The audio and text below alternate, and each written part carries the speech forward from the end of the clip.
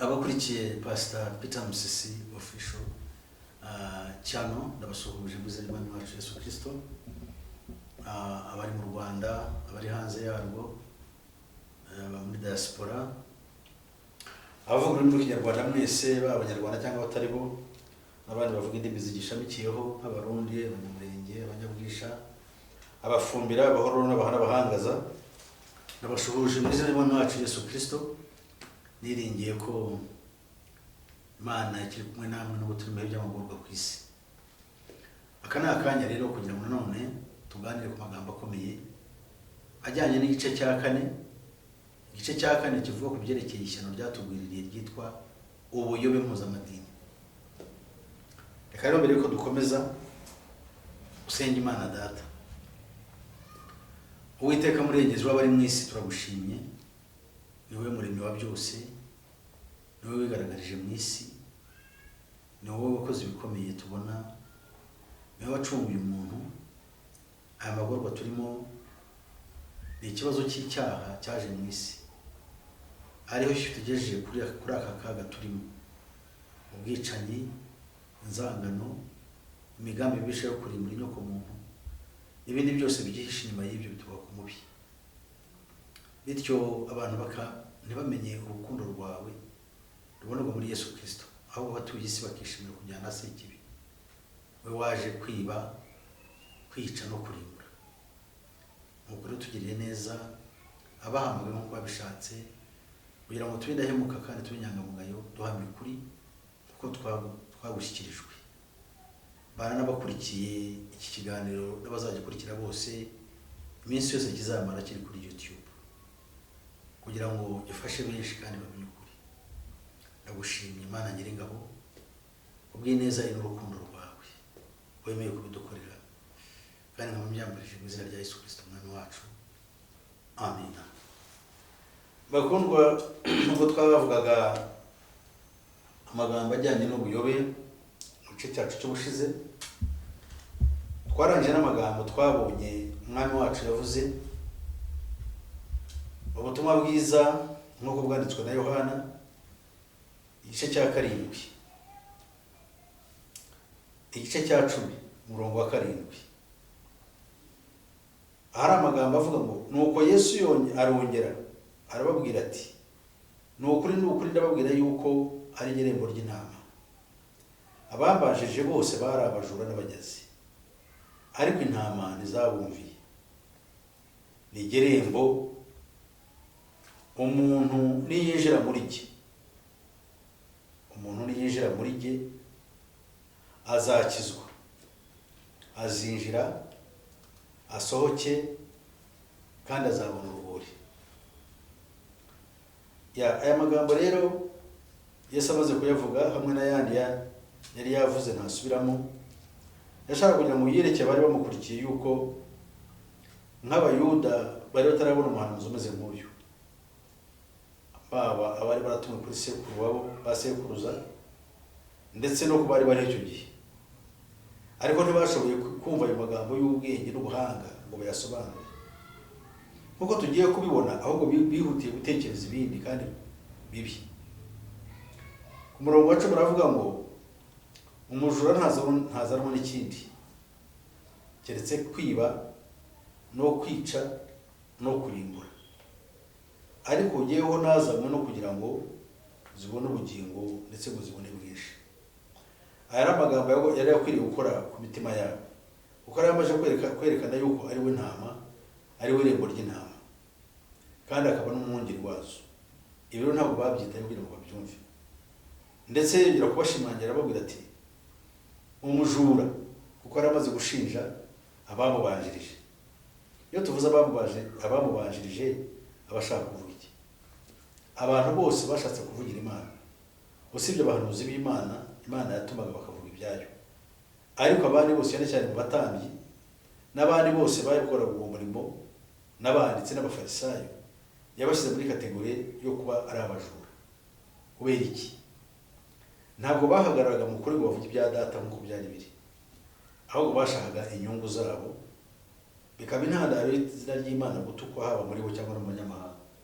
byabaye n'intandaro y'Abisirayeli bose kugwa bagatera umugongo Imana, ndetse bagasanga Imana yuko yabacunguye ikabakura mu gihugu cya Egiputa mu nzu y'uburetwa, yuko nta mbaraga ifite, ahubwo bagahitamo kujya gukorera izindi mana ndetse no kuramya umugabekazi wo mu ijuru, Imanakazi yahozeho kera ari nayo nyina w'imana zose, yitwaga Isisi muri Egiputa, yitwaga Siberi ndetse na Diyane mu Bugiriki no mu Buperesi. Iyo ngiyo i Roma bayise Bikira Mariya. Nabwo ubu niko bisi bameze. Ntabwo tuvuga turetse abanone, kuko n'ab'iki gihe nabo ubwabo bangukuru urunuka.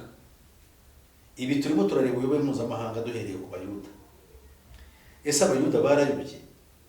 Igisubizo ni yeye. Kuyoba ushobora kuba kushingiye ku kwigomeka cyangwa kuri misinformation, ni ukuvuga umuntu kubwiriza akemeza abandi ikinyoma bakava bakagikurikira. Aha rero icyo tureba kandi kigaragara ni uko Yesu abo bose yabise abajura n'abanyazi. Yohana yaramuhamije, kandi Yohana baramubaga nk'umuhanuzi.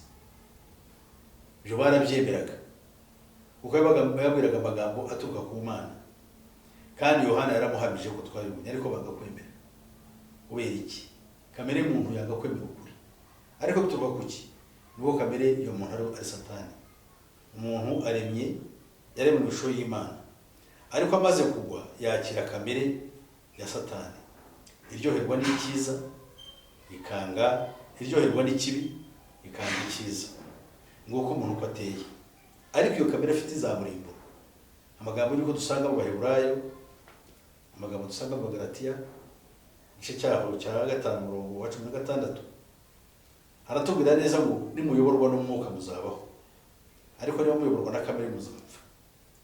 Ku bwa kamere yacu rero nta kindi kitutegereje keretse gupfa. Ibyo tuzabigeraho neza mu minsi iri imbere. Turimo turareba Abayuda uburyo batubeye akabarore mu kwanga Kristo, kandi ugasanga tumeze nkabo. Aha ngaha tugiye kwitegereza neza turebe. Umujura ntazanwa n'ikindi keretse kwiba no kwica no kurimbura. Muzi yuko umuntu apfa impfu ebyiri. Urupfu rwa mbere ni urw'umubiri. Iyo umuntu yapfuye urupfu rw'umubiri agahambwa, agapfira mu Mwami wacu muri Kristo Yesu, afite ibyiringiro byo kuzabaho iteka ryose, kuko ku munsi w'umuzuko azajya mu rubanza, azacirwaho iteka. Ariko uwapfuye ari buriwe adafite Kristo azajya mu rubanza kandi azatsindwa, kandi azacirwaho iteka. Umujura rero nicyo akora. Ese umujura mukuru ninde? Umujura mukuru ni Satani. Niwe twiba ijambo tugiye kumva cyangwa tubwirwa. Umwami wacu Yesu Kristo yavuze ku byerekeye umubibyi. Umubibyi tumusanga muri Mariko igice cya 4. Aha muri Mariko igice cya 4 tubona akaga kajyanye n'umubibyi. Ijambo ry'Imana riravuga ngo Yesu igihe yasobanuraga iby'umubibyi yavuze ku byerekeye umujura, uburyo yiba ijambo ry'Imana. Murongo 13 Yesu asobanura ibyerekeye umugani yagize ati: mbese ko mutazi iby'uwo mugani, indi migani yose muzayimenya muti? Umubibyi n'ubu ijambo ry'Imana. Izo mu nzira abo iryo jambo ribibwa, abo nibo bamara kumva, uwo mwanya Satani akaza agakuramo iryo jambo ryabibwe muri bo. Turabona yuko Satani ari umujura. Kimwe mu bintu yiba ijambo ry'Imana umuntu, kuko ijambo ry'Imana ni ubugingo buhoraho. Icyo akora rero ushobora kuryumva unezerewe, warangiza ukarita aho ngaho nongeye kuritekereza. Satani akari kwiba mu kimbo cyari gushyiramo ibindi bintu urangariramo. Ibyo bintu ukabikurikira, ariko n'ubwo wabikurikira akajana nta gihe bizaguha ihumure, ukarinda upfa. Arakwibye hanyuma urapfuye, kuko niwe wazanye n'urupfu rwaturutse kuri we muri Edeni. Noneho ntuzanazukira ubugingo buhoraho, ahubwo uzazukira gucirwaho iteka. Dukomeje rero n'aba ngaba ibyabayeho ni ibyo ngibyo. Yesu Kristo akomeza agira ati, umurongo wa 10, arihamya ubwe aravuga ati ariko jyeweho nazanywe no kugira ngo zibone ubugingo ndetse ngo zibone bwinshi. Iki Yesu Kristo kuba yaravugaga ibi bintu abantu babibwiraga bakayibabiha agaciro, bari bugarijwe n'ibyago bikomeye by'ubutware bw'ingoma ya Roma yategekaga icyo gihe, yitegekana bw'ubu. Nta burenganzira na bumwe bari bafite, ariko bavuye ku Mana nuko akomeje kwihamya, ntabwo bamwitayeho. Batekerezaga ibintu by'umubiri gusa, ariko iby'ubugingo ntabwo bari babizi. Noneho ku murongo wa 11 aravuga ati, nijye mwungeri mwiza, mwungeri mwiza apfira intama ze. Ariko uragira ibihembo utari umwungeri bwite kandi intama atarizi, iyo abonye isega rije asiga intama agahunga, isega rikazifata rikazitatanya. Kubera iki se? Kuko ari uw'ibihembo, arahunga ntiyite ku ntama. Nijye mwungeri mwiza kandi menye izanjye zikamenya, nk'uko data yamenye nanjye nkamumenya, kandi mfite intama zanjye, kandi mpfira intama zanjye, kandi mfite n'izindi ntama zitari zo muri uru rugo, nazo nkwiriye kuzizana, zizumva ijwi ryanjye, kandi zizaba umukumbi umwe, maze zigire umwungeri umwe. Amen. Aya magambo ari amagambo akomeye y'umwuka, abantu bari bakwiriye kuyitaho icyo gihe, kuko amagambo ameze atyo aba akeneye umuntu kuyitaho n'uwo batayumvise, aho guhubuka agatekereza ikivugwa, bityo agashobora kuba yagira icyo akuramo.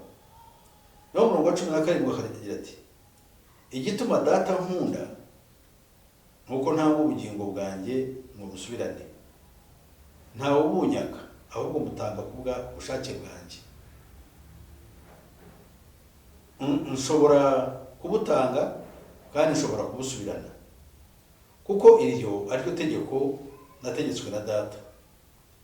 Abayuda bongera kumupfa kubw'ayo magambo. Benshi muri bo baravuga bati, afite dayimoni kandi yasaze, muramwumvira iki? Abandi bati, ayo magambo saa yutewe na dayimoni, mbese dayimoni yabasha guhumura impumyi? Birumvikana yuko impaka zazaga muri bano bantu zari zishingiye ku bintu binyuranye, cyane cyane ibintu byitwa ishyari. Muri iyi minsi ibintu birakomeza, kubera ibintu byinshi bivugwa mu buryo bunyuranye, bituma batega amatwi, bata umutwe, ntibamenye neza ibivugwa. Ibisobanuro nyabyo ntibabimenye ngo bisobanukirwe, byabananira ibintu bakabyihorera, bakavuga bati ntabwo tubyumvise, reka tubyihorere. Ni muri uru rwego rero tubona aya magambo uburyo abantu bayapfuye.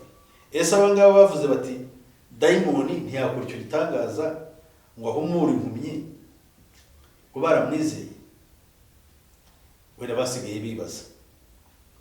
Tuzi ko muri iyi minsi abantu benshi bumva ibitangaza biri bagahurura, ariko still Yesu ntibamwizeye.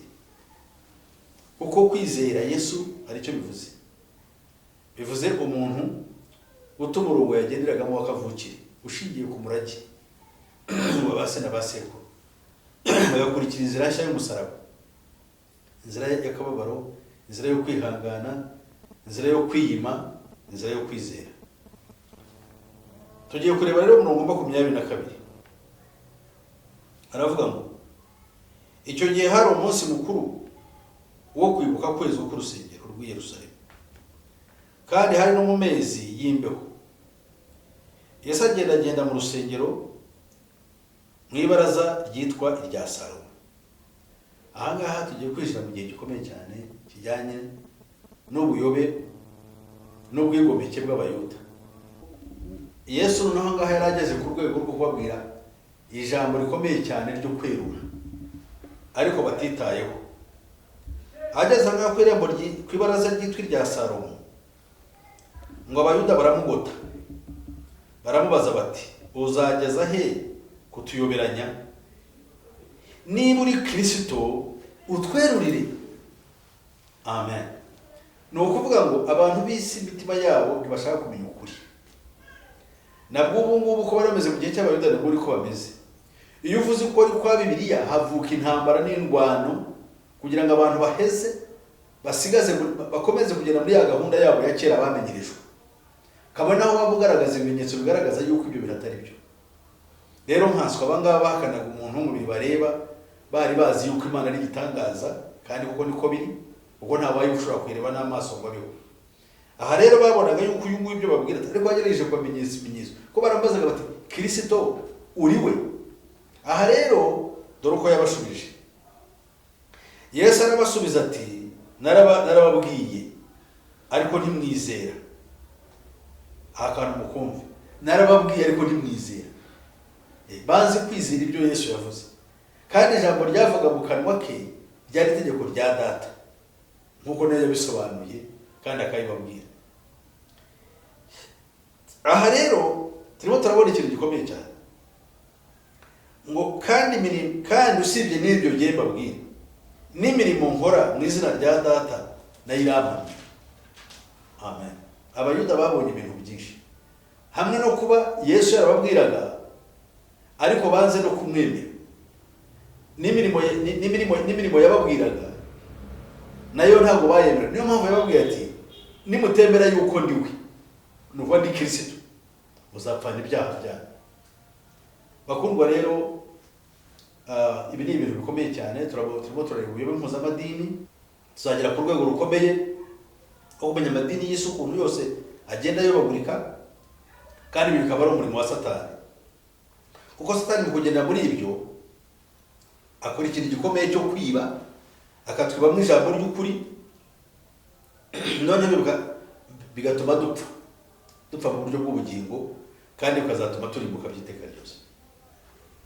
Aha arakomeza aravuga ati ariko ntimwizera kuko mutarabo mu ntama zanjye. Ni mu ngoma 26.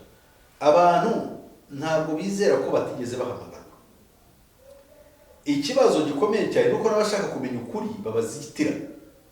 Uhereye icyo gihe no kugeza none abantu bagerageza kugira ngo bamenye ukuri ariko idini rikabazitira. Niyo mpamvu Yesu yabwiye abafarisayo n'abanditsi arababwira ati mufite urufunguzo rw'ubwenge ariko mwebwe mufite ikibazo ntimufungura ngo mwijire, n'ushatse kwinjira muramubuza. Icyo ni cyane. Icya kabiri, mukirirwa muzerera imisozi yose, ibi tuzabigeraho, muzerera imisozi yose mushaka umuntu mwiza mu idini ryanyu, ariko iyo mumubonye mumuhindura kuba umwana wa Gehinomu inshuro ebyiri kubarusha. Ibi rero ni akaga gakomeye cyane. Arababwira ati kubera ko mutari abo mu ntama zanjye niyo mpamvu mutizera. Intama zanjye zumva ijwi ryanjye nanjye ndazizi kandi zirankurikira. Nziha ubugingo buhoraho kandi ntizizarimbuka na hato iteka ryose, kandi ntawe uzazivunura mu kuboko kwanjye. Data wazimpaye aruta bose, ntawe ubasha kuzivunura mu kuboko kwa Data. Yewe na Data turi umwe. Aha rero Yesu ababwiye ikintu gikomeye cyane, kuba yararanzwe uhereye mu buto bwe. Marayika aba yarazanye iyo nkuru, ikaba yararamaye Ubuyuda yuko Mariya wamutwita akamubyara yabawe inda y'Umwuka Wera, ariko still bakomeje kubihakana no kutabyitaho. Si uko batari bamenye ukuri, ariko niyo ukuri kwageragezaga kugaragara barakuzibiranyaga bakakuzinzika. Ibyo ni ikibazo gikomeye cyane. Ikibazo gikomeye cyane nuko ukuri uko kwabayeho na bugingo n'ubu impamvu dufite amadini menshi nayo atemeranya, ariko akabasiga yagambana hejuru bagakora ibitekeminizme bagamije kugira ngo baturindagize kuko bafite shebuja wabo bategeka kandi babahamagaye. Bigatuma nkuko tuzabibona mu minsi iri imbere bafite aho bahuriye n'umuyobozi mukuru utegeka isi, Antikristo ushyigikiwe cyangwa ukorerwa n'imiryango 13 iyobowe n'umuryango umwe muri 13 witwa Ruth Child, ukontora za guverinoma n'amafaranga y'isi n'amadini yayo. Aha rero tutwari twipakurura iyo nguyi, ntabwo dushobora kumva ukuri n'ubundi twaba tukurwanya. 28 na 7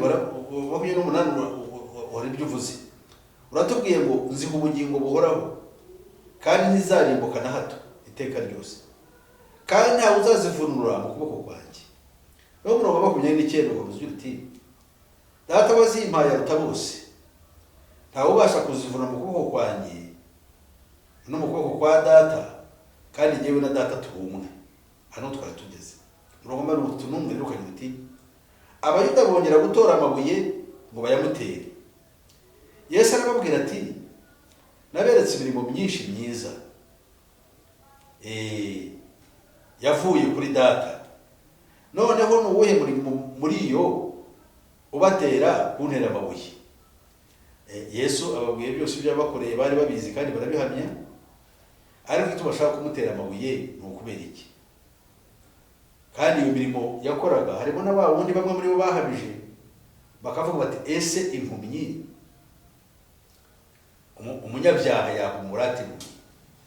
Iyo ni umurimo ikomeye cyane Kristo yakoze muri icyo gihe. 33 Abayuda baramusubiza bati kubwo imirimo myiza ntitugutera amabuye, ahubwo tuguhora kwigereranya kuko uri umuntu ukigira Imana. Iki rero cyari ikibazo gikomeye cyane, nicyo bashaka kumuterera amabuye. Ariko imirimo myiza ikomeye ntibayitekereje, kuko bamwe muri bo baravuze bati iyo yaba yari ukuvuga ngo ni umunyabyaha ntabwo yakora ibitangaza nka biriya ngo muri kumwe. Noneho arabaje n'arabibarije ese muramura iki? No baramusobanuriye, agiye kongera kubabwira. 34 Yesu arabasubiza ati ntibyanditswe mu mategeko yanyu ngo navuze ngo muri Imana? Ibi ngibi amagambo dusanga muri Zaburi ya 82:6. Niba ibyanditswe ariko bivuga, katurebe ayo magambo tuyasanga Zaburi ya 82:6. Aravuga ati nijye wababwiye nti muri Imana mwese muri abana b'isumba byose, ariko muzapfa nk'abantu, muzagwa nk'umwe bakomeye. Amen. Angana amagambo Yesu kuko yakurikizaga ibyanditswe mu mategeko yabo. Iri jambo riravuze kandi hari icyo ritubwiye. Yesu aravuze ngo ntibyanditswe mu mategeko yanyu ngo navuze ngo muri Imana. Iyo tuvuga amategeko ahangaha abantu bumve yuko aya mategeko avuga ahangaha ari amategeko y'isezerano rya kera ryose. Hari bamwe bajya bavuga ngo ni amategeko 10 muri yo yonyine avuga amategeko. Igitabo cy'amategeko, Zaburi n'ibyahanuwe n'ibitabo bya Mose byose ni amategeko. Aha rero ari naho duhera tugaragaza namwe mu buyobe buriho n'ubu ngubu, aho abantu bitwaza amagambo amwe bakayobeyobesha abandi. Wagerageza gutanga ukuri bakanga ukuri rwose bamaramaje kandi bakemera kukurwanya, ubwo bukaba ari ubuyobe. Tuzabona ibyo tugera mu gihe cyayo madini yose, tuzagenda tugaragaza aho ibintu bipfira. Noneho umurongo uravuze ngo Abayuda baramusubiza bati kubwo imirimo myiza ntitugutera amabuye, ahubwo tuguhora kwigereranya kuko uri umuntu maze ukigira Imana. Ku murongo wa 34 Yesu tumusuko bashubije ngo ku murongo wa 35 avuze ngo nuko ubwo yabise Imana abijambo ry'Imana ryajeho kandi ibyanditswe bitabasha gukuka, mubwirira iki uwo data yejeje akamutuma mu isi muti wigereranije? Kuko navuze nti ndi umwana w'Imana. Niba ntakora imirimo ya data ntimunyizere, ariko ninyukora nubwo mutanyizera nibura mwizere imirimo ubwayo, kugira ngo mumenye neza yuko data ari muri jye nanjye nkaba muri data. Kari akantu gakomeye cyane, bagombaga gutangazwa n'iryo jambo, ahubwo bagakurikirana gushakisha uburyo Imana yaba mu muntu. Ntababwiye yuko ari Imana, ahubwo ko ari umwana w'Imana. Ariko kandi babwiye yuko n'Imana bari bamwe, bari umwe, kuko Imana iri muri we, imurimo nawe akayibamo. Ariko si ibyo ntabwo babyumva neza. Ababwiye atyo nuko bongera gushaka kumufata, ariko abava mu maboko. Ngo avayo yongera kujya hakurya ya Yorodani, aho Yohana yabatirizaga bwa mbere, agumayo. Ngo abantu benshi baza aho ari baravuga bati, Yohana nta kimenyetso yakoze, ariko ibyo Yohana yavuze kuri uyu byari iby'ukuri byose. Ngo benshi bamwizererayo. Aha tubonye yuko Yesu yabakirijeho indwara. Yesu amaze kubakirizaho indwara, bahera ko yabakirijeyo. Bibiliya iravuze ngo abantu benshi baza aho ari baravuga bati, Yohana nta kimenyetso yakoze, ariko ibyo Yohana yavuze kuri uyu byari iby'ukuri byose. Benshi bamwizererayo. Aha ngaha tubona ko Yesu bamusanze bakamwizererayo, kandi bakabona ibyo ababwira. Bamaze kumwizera, abafashirizayo ibintu byose, baranamuhamya ubwabo, kandi bongera kuvuga ibyo Yohana yamuvuzeho. Biriya Yohana yamuvuzeho n'abafarisayo bari barabimuvuzeho, kandi bari barabibonye. Noneho indi nkuru ikomeye, kuko ntabwo ari ubwa mbere ahanganye n'abaro bagabo. Iyo turebye nanone mu butumwa bwiza bwa Yohana, igice cyaho cya 6, tubona intambara ikomeye tuzakomerezaho rero n'ubutaha, aho Yesu bamubajije bati, dukora iki kugira ngo dukore imirimo ya data? Yohana 6:29, 28, 6 Yohana, ubutumwa bwiza nk'uko bwanditswe na Yohana, igice cya 6:28. Baramubaza bati, tugire dute ngo dukore imirimo y'Imana? Arabasubiza ati, umurimo w'Imana nguyu, nuko mwizera uwo yatumye. Baramubaza bati, urakora ikimenyetso ki ngo tukirebe tukwizeye? Icyo wakora ni iki? Basogokuruza bacu bariraga manu mu butayu, nk'uko byanditswe ngo yabahaye kurya umutsima uvuye mu ijuru. Yesu arababwira ati, ni ukuri ndababwira yuko Mose atari we wabahaye umutsima uvuye mu ijuru, ahubwo ni data ubaha umutsima w'ukuri uvuye mu ijuru. Kandi uwo mutsima w'Imana arumanuka uva mu ijuru, ugaha abari mu isi ubugingo. Urumva yuko Yesu ahangaha barambajije, ndetse bamubwira n'ikimenyetso gikomeye Mose rero akoze, nubwo nawe ibyo amategeko yabahaye batayagendeyemo, ariko bashaka kumukiritika. Barabati, tubwire, ese urakora ikimenyetso ki? Hari ikimenyetso kitazibagirana dufite mu mateka. Imana yatugaburiye ibyo kurya bivuye mu ijuru. Yesu arabasubiza ati,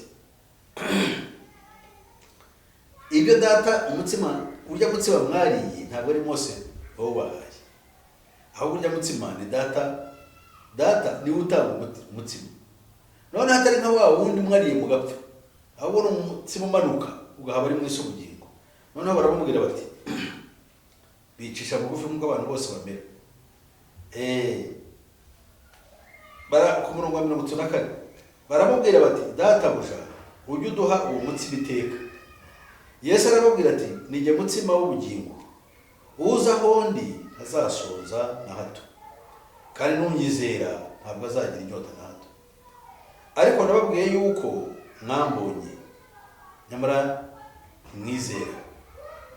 Uwo data yampaye wese aza aho ndi, kandi uza aho ndi sizamwirukana hato. Kuko ntavanywe mu ijuru no gukora ibyo nishakiye, ahubwo nazanywe no gukora ibyo uwantumye ashaka. Kandi ibyo uwantumye ashaka ni ibi, ni ukugira ngo mu byo yampaye byose ntagira na kimwe nzimiza, ahubwo ngo nzakizure umunsi w'imperuka. Kubera ko icyo Data ashaka ari iki?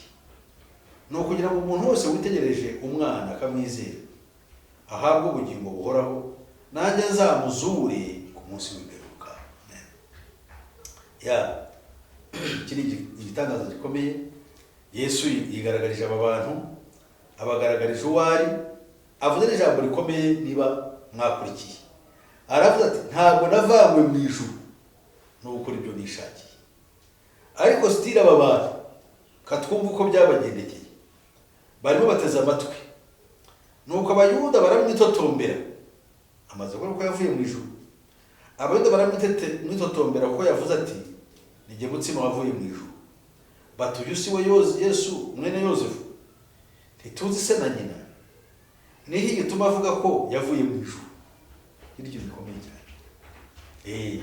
Ariko Yesu yari yababwiye ati nimutanyizezwa nk'uko ukundi, mwakabaye munyizezwa n'imirimo ikomeye. Ariko se ko tuzabibona Yesu kugira ngo n'iki yarakibahuye. Ikintu cyambabaje kuruta ibintu byose tuzakibona nuko yazutse, abamubonye yazutse iyo nkuru bakayamamaza, barangiza bakanakora n'imirimo ikomeye mu izina rye. Ariko barangiza abantu bakomeza kwinangira. Abamubonye zamuka ajya mu ijuru barabihamya ibyo babonye, ariko banga kubyumva.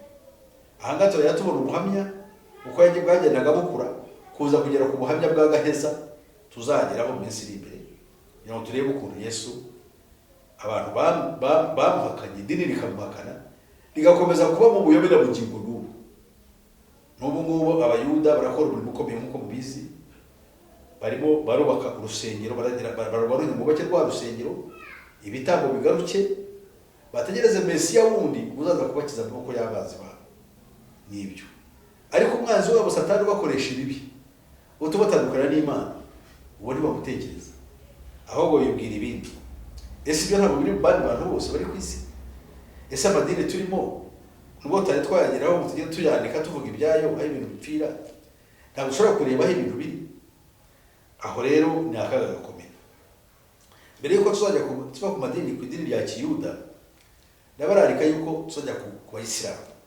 Mbere yuko dukomezanya n'itorero duhereye kuri Kiliziya kuza kugeza iki gihe. Impamvu tujya ku Bayisilamu baraje hanyuma no kubera iki? Nuko nabo baje nk'ingurukizi bakitera ku Bukirisitu, nabo bagashaka nubwo baje hanyuma cyane. Tuzabanza tuvane ibyabo kugira ngo tubatandukanye n'abandi, kuko hari benshi baba bareba ugasanga barabafata nabo nk'abantu b'Imana, na Isilamu bwo bakafita nk'ubutumwa bw'Imana. Tuzavuga impamvu twe tubona yuko atari bidukurikije Bibiliya. Naye mu byanditse muri Korani tuzabibereka, tugamije kugira ngo urwo rujijo ruveho, tubafate nk'abandi bantu bari ku ruhande. Kuko hari ubwo bazavuga batari kose ko twize ubuyobe mpuzamadini, ariko Isilamu yo ishobora kuba ntabwo twavuga Ubuhindu, ntabwo twavuga Ababuda, twavuga abandi, kuko bo ntabwo Kristo bamuvuga, nta nubwo bo binjira muri ibyo ndavuga n'Imana. Ariko Ubusilamu kuko bwaje bukicomeka kuri Bibiliya, bukavuga namwe mu bitabo biri muri Bibiliya, babihamya bavuga yuko nabo na Muhammad nawe ari umwe mu ntumwa zatumwe ku isi. Harimo n'abahanuzi ba kera tubona muri Bibiliya, ndetse na Yesu nawe bakamufobya bakamushyiramo. Tuzabona ko icyo kintu dukwiriye kugikurayo kugira ngo abacu bazakurikira ikiganiro myaka tudatataniho cyangwa tukiriho, bazamenye aho ikibazo kiri. Iterambere ni ryiza, ayo magambo ashobora kuzaba akabikwa, abantu bakazayakurikira. Ndavuga Imana yatoranyije ko abantu b'iki gihe baragenda bashakisha ibindi bintu bijyanye no kwinezeza no guseka ubusa no kubyina no mbese byahumuriza imitima yabo, kandi bari hagati mu rupfu. Rero bikabarishya. Aha ngaha ijambo ry'Imana yavuze ngo Yesu arababwiye, amaze kubabwira icyo uwamutumye ashaka. Kuko icyo Data ashaka ari iki? Ni ukugira ngo umuntu wese witegereza umwana akamwizera ahabwe ubugingo buhoraho, nanjye nzamuzure ku munsi w'imperuka. Amen. Bakundwa, aya ni amagambo akomeye. Umunsi w'imperuka, Yesu aha ngaha harimo ikintu gikomeye cyane dukwiye gukurikira. umunsi w'imperuka ni umunsi ukomeye cyane. Mu isi turi mu karengane, hari ubwo turwanira ibintu ari nabyo biduhangayikisha, ibyo kurya, ibyo kunywa, ibyo dutunga, ibiki byose, kandi kuko nibyo turabikeneye, ariko ugasanga ntabwo duha agaciro umunsi w'imperuka. Umunsi w'imperuka icyo bikomereye, abize Yesu Kristo bazazuka, kandi bazuka ntibazongera gupfa ukundi, kuko na Yesu we yazutse ntiyongere gusubira mu igorero. Abazazuka nabo ntabwo bazongera gusubira aho ngaho, bazaba bazutse by'ukuri. Ariko hari n'abandi bazazuka hanyuma bo bakazazukira gukorwa n'isoni by'iteka ryose. Niyo mpamvu turwana uko dushoboye kugira ngo iyobokamana rishingiye kuri Kristo ribe itorero nyaryo, ari umubiri wa Kristo, bigiye kuba ikindi kintu kiri aho abantu bagenderamo bagashyiramo kwizera n'ibyiringiro byabo, kandi ari ikinyoma. Umunsi w'imperuka wawe urawuzi? Hari abavuga ngo umunsi w'imperuka ni umunsi napfuye. Birashoboka kuba ari byo koko, ibyo nibyo. Ishobora kuba ari imperuka yawe y'ibyiringiro no kuzanezerwa no kuzabaho, kuko nyuma y'urupfu rwawe uzajya mu gitaka. Iminsi yose uzaba usinziriye mu gitaka, uzaba utegereje ikintu cyitwa urubanza. Ese urwo rubanza uzarwikuramo ute? Icyo ndacyo kubaza, nanjye mbanza kukibaza. Niyo mpamvu njyewe nigira inama kubw'ubuntu bw'Imana, kugira ngo mwungire muri Kristo, mwizere, kugira ngo mbe kamere ye. Ntabwo tumwizera gusa kuko bamwe bajya bicuranga ko Satani nawe afite uko yigisha abantu, ngo twarizeye. Noneho umuntu akabaho ukavuga uti narize, ikigaragaza ko wizeye ni iki? Atari gusa nuko nizeye igitabo. Noneho wajya kureba ukareba imibereho ye na kamere ye, ntabwo bigaragaza yuko yizeye. Niba yarizeye, ntabwo Yesu yamwakiriye, kuko Yesu nawe agize kugenzura. Yesu burya abantu bamwizera nabo arabagenzura, ntabwo apfa kubashyiraho ikimenyetso cyangwa umwuka wera. Ni ukuvuga rero Yesu afite uko agenzura ibintu bye. Muri Yohana igice cya 2 umurongo wa 23 kugera ku murongo wa 24 hari amagambo agira ati: nuko ubwo yari Yerusalemu mu minsi mikuru ya Pasika, abantu benshi babonye ibimenyetso akora bizera izina rye. Ariko Yesu ntiyabiringira, kuko yari azi abantu bose. Ntiyagombaga rero kubwirwa iby'abantu, kuko ubwe yari azi ibibarimo. Amen. Bakurwa, arabavuga kwizera Yesu Kristo. Benshi barabivuga. Hari n'abandi bavuga ngo byose byararangiye. Abangaba bashimangira ko ibyaha umuntu akora yarizeye Yesu ntacyo bitwaye. Oya, agomba kubikora ashishikaye kuko yamaze kwizera. Ibyo nuko gukora kwa Satani. Ko Yesu kumwizera hari icyo arakuguranira. Usigara uri wa muntu aroga kamere nshya, ariyo kamere y'Imana. Kamere y'Imana yanga ibibi, ntabwo inezezwa nabyo, nta nubwo byishimira ngo birambemo. Ahubwo iyo kamere ariyo Mwuka Wera ahora arwana kugira ngo wowe wamuhawe wezwe. Ese ni ukweza, Mwuka Wera ni ukweza. None se kweza byagenze bite? Ni uko bagaragaje yuko wanduye, ugatabikambira Kristo kubwa Mwuka Wera kugira ngo akweze. Kristo yarebye umutima wawe, akareba intege nke zawe, ashishikara no kugira ngo akweze. Ubona agakiza twahawe, Bibiliya itwereka ko agakiza twahawe, Bibiliya ivuga yuko azaturuka ku kwizera. Agakiza nuko azatuma tuzagahabwa no kwezwa. Agakiza n'abantu benshi baravuga n'akarakije bafite agakiza, yego, ariko kandi dutekereze aha mwarimu ngo arabizi. Agakiza utaha tuzagasubira n'uzatandika. Agakiza tugaheshwa no kwezwa, kandi uko kwezwa uturuka ku mwuka wera w'Imana twahawe. Cyo ni icya mbere. Icya kabiri gaturuka ku kwizera ukuri, kandi ukuri ni Yesu Kristo. Ese waba waramwizeye ku buryo biguhesha umwuka wera ukweza? Uko kwizera ukuri ari we Kristo na mwuka wera uguhawe nibyo bitweza kugira ngo tubonere tutejejwe, ntabwo twazabona amaso y'Imana, aho tuzakomereza ubutaha. Ariko umurongo ndawushimangira 23 aho twari turi, Yohana 2:23, ngo nuko ubwo yari Yerusalemu mu minsi mikuru ya Pasika, abantu benshi babonye ibimenyetso akora bizera izina rye. Ariko Yesu ntiyabiringira kuko yari azi abantu bose yari abazi. Ntiyagombaga rero kubwirwa iby'abantu kuko ubwo yari azi ibibarimo.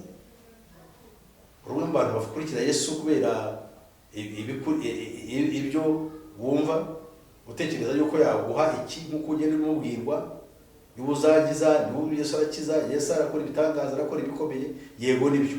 Ariko si yakubona abona muri we harimo ibiki, ni ibiki bikurimo. Ibyo bikurimo se byareka ukizwa ugakira? Ese wakwezwa ute utarigeze uhabwa umwuka w'Imana? Kuko tumuheshwa no kwizera, kurehereza ko kwizera ko turehereza ku kwihana kugira ngo tubabarirwe ibyaha, tugahabwa umwuka w'Imana wanga ibibi kugira ngo bibe muri twe, kuko ibibi ibyo bizatuzanira kurimbuka ku iteka ryose. Imana y'umujuru bamugisha, bagirire neza. Reka dusenge bwije. Uhoraho Mana yacu, tugushimiye izina ryawe ryera, twumvise amagambo akomeye.